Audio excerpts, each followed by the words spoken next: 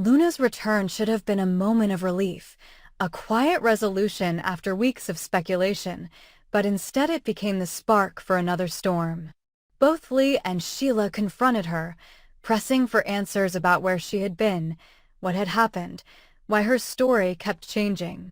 Luna stood firm, her voice steady, but her timeline didn't hold. The more she tried to fill in the gaps, the more obvious it became that she was lying. Her explanations overlapped, her excuses contradicted themselves, and every attempt to smooth things over only made the cracks wider. It wasn't just evasiveness, it was the kind of careful lying that carried a purpose. Lee noticed it first. The clinical sharpness in her tone when she grilled Luna wasn't just the reaction of a concerned aunt, it was the response of a doctor who knew when a patient's story didn't add up. Luna claimed she was staying at a friend's place, but the dates clashed with her phone records. She said she had lost her belongings, but then produced a handbag that hadn't been accounted for. She swore she hadn't spoken to anyone that night, but a stray comment hinted otherwise. Then came the discovery. A cufflink lodged at the bottom of her purse. Silver, monogrammed, nothing that belonged to her. Not Will's, not Deacon's, not Finn's. Someone else. And it was too pristine to be random. That was the first breadcrumb. Then a medical trace. Lee noticed a faint mark on Luna's wrist, the kind left behind by an injection. Not severe enough to be medical, but clear enough for someone trained to recognize it as a sedative. Luna brushed it off as nothing, a scratch, but Lee knew better. Finally, the PI Spencer had hired turned up something no one expected, a hotel receipt, tucked into a file of financial records. It showed Luna had checked into a downtown suite the very night she claimed to be missing, using an alias. The alias traced back to a false ID, cleverly constructed but ultimately flawed. Piece by piece, the trail formed. Luna hadn't been alone. She hadn't vanished into thin air. She had been moved, handled, perhaps even manipulated. Someone had kept her under control, someone who had the resources to supply drugs, create false identities, and cover tracks. The implication was undeniable. Luna wasn't just lying to protect herself. She was covering for someone else. Someone bigger. Someone with a plan. And that plan was starting to look like infiltration. Sheila's instincts sharpened. She had spent her entire life sniffing out weak spots, conspiracies, hidden motives. To her, Luna's cover-up didn't smell like desperation, it smelled like strategy. If Luna was entangled with someone pulling strings behind the scenes, then that someone had chosen the Forresters as their target. The family had enemies. Too many to count. Competitors. Betrayed lovers. Corporate rivals. Even criminals with scores to settle. For Sheila, this was an opportunity. If Luna was trapped in someone else's game, she could be flipped. She could become Sheila's leverage, her accidental ally. She didn't trust the girl, not fully, but she saw an opening. Allies in this world didn't have to be willing, they just had to be useful. Lee, on the other hand, saw something else. The revelations didn't just point to Luna's lies, they pointed straight back at her own past. Years ago, Lee had made decisions in her medical career she had buried so deep she believed they'd never resurface. But the evidence of Luna's sedation, the falsified timelines, and the hints of a larger operation suggested someone had access to medical knowledge, to resources only a professional could provide. The possibility hung heavy in the air. Someone knew about Lee's old mistakes and was recreating her sins through Luna. If that came out, her reputation wouldn't just take a hit, it would be obliterated. For a woman who had built her life on control and respectability, it was the beginning of the end. And yet, Luna's lies kept growing.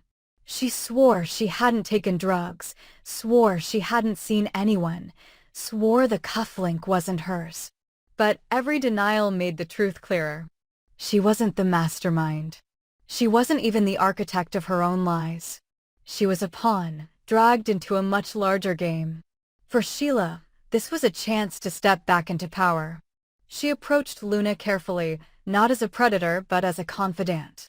She offered understanding, sympathy, even protection.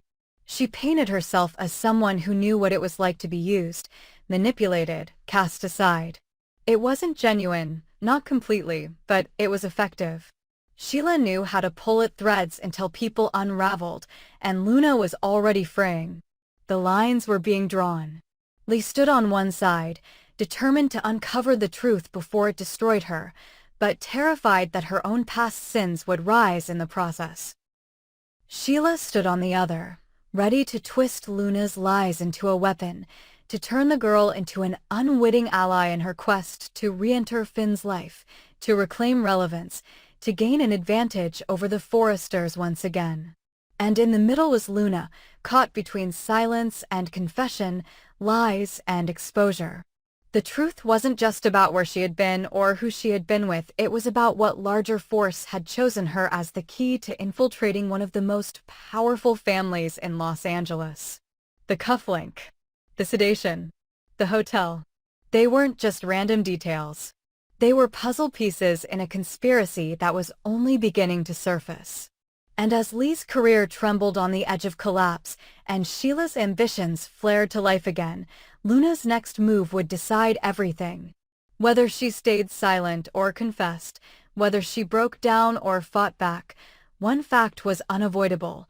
She was no longer just a girl caught in scandal. She was the pivot point in a dangerous game that had only just begun. Sheila Carter had always thrived on the smallest crack in the wall. She had built her entire life around finding those moments when families fractured, when trust faltered, when love wasn't quite enough to keep a line unbroken. And now, after everything she had endured, after the countless doors slammed in her face, after Steffi had sworn to keep her away from Finn and their children forever, Sheila found her crack. The key wasn't rage or violence this time. The key was information. And it came in the form of Luna's secrets. When Luna reappeared, shaky and evasive, Sheila saw more than just a lost girl. She saw leverage. Luna's lies, her inconsistent timeline, her unexplained marks, her connections to something bigger, they were all explosive if exposed. Lee had tried to control the narrative, tried to bend Luna's story to protect herself, but Sheila caught every detail, every hesitation. Luna may not have realized it, but every false word that spilled from her lips was another weapon in Sheila's arsenal. Where Lee saw danger, Sheila saw opportunity. The opportunity wasn't Luna herself. It was what Luna's story could do to Finn. Finn was a man of truth, of compassion, of deep-seated loyalty to justice. If he discovered that his adoptive mother had manipulated Luna, buried evidence, and twisted the story for her own professional survival, Finn's world would tilt. Lee's grip on him would loosen. And in that space, small but critical, Sheila could slide in. So Sheila made her move with precision. She didn't storm in, demanding attention. She didn't scream or threaten. She came to Finn quietly, almost broken, almost weary. She told him what she knew about Luna. The hotel receipts, the sedation marks, the missing hours, the manipulations. She paintedly as the architect of it all, the woman who had taken a scared young girl and buried her deeper instead of helping her heal. Sheila didn't lie, not entirely. She didn't have to. The truth, framed in her hands, was enough. Finn's reaction was everything Sheila expected. Shock, denial, then the slow burn of betrayal. His mother, the woman who had raised him, who had shaped his medical career, was capable of cutting corners, of deception, of sacrificing a girl's well-being to protect herself. The Finn who idolized Lee began to falter. And Sheila was right there, every step of the way. She didn't push too hard. She simply stayed close, offering the one thing Finn needed in that moment. A shoulder, a presence, someone who seemed to understand the depth of his disillusionment. And then fate gave Sheila what she needed most, Steffi's absence. Steffi had left for a business trip, her guard lowered by the belief that Finn was safe, that Sheila was still on the outside looking in. It was a mistake Steffi would regret forever. Because in her absence, Sheila acted. She went to Finn's home, not with demands, but with comfort. She reminded him of their blood bond, of the connection he had always tried to sever but could never fully deny. She told him she wanted nothing but to be part of his life, to support him, to make up for years of mistakes. She let him see her not as the monster the world named her, but as the mother who wanted to love her son. And Finn, wounded by Lee's betrayal, struggling with his own moral compass, gave her space. One conversation led to another. One confession led to another. Sheila spoke of her regrets, her failures, the loneliness she had endured. Finn listened. Against his better judgment, against every warning Steffi had ever given him, he listened. Sheila didn't rush. She didn't need to. Every day Steffi was away was another day Sheila planted roots. She cooked meals.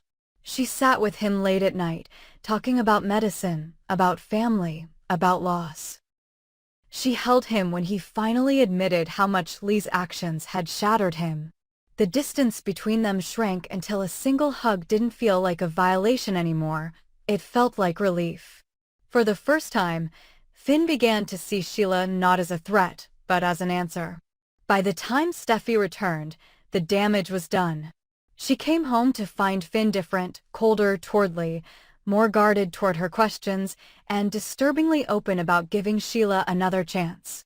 Steffi's fury exploded, but Sheila stood calm, steady, almost saintly. She had played her role to perfection. She had been the support system when Lee was exposed. She had been the comfort when Steffi was gone. She had been everything Finn needed in the exact moment he needed it. Lee, stripped of credibility, faced investigation for her professional misconduct. Her denials meant nothing against the evidence Sheila helped expose. Finn couldn't forgive her. Not now, not after everything. And Sheila was waiting. It wasn't loud. It wasn't violent. It wasn't the chaos Sheila Carter was known for. It was subtle, creeping, inevitable. Sheila had succeeded. For the first time in years, she had her son back in her life. Not through force, not through blackmail, but through patience and information.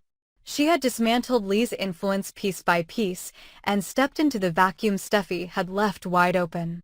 And this time, Sheila knew the truth. No one could push her out again. Not Lee. Not Steffi. Not anyone. Because she had finally done what no one believed possible. She had turned the story in her favor. She had made Finn see her as family. And that was all she had ever wanted.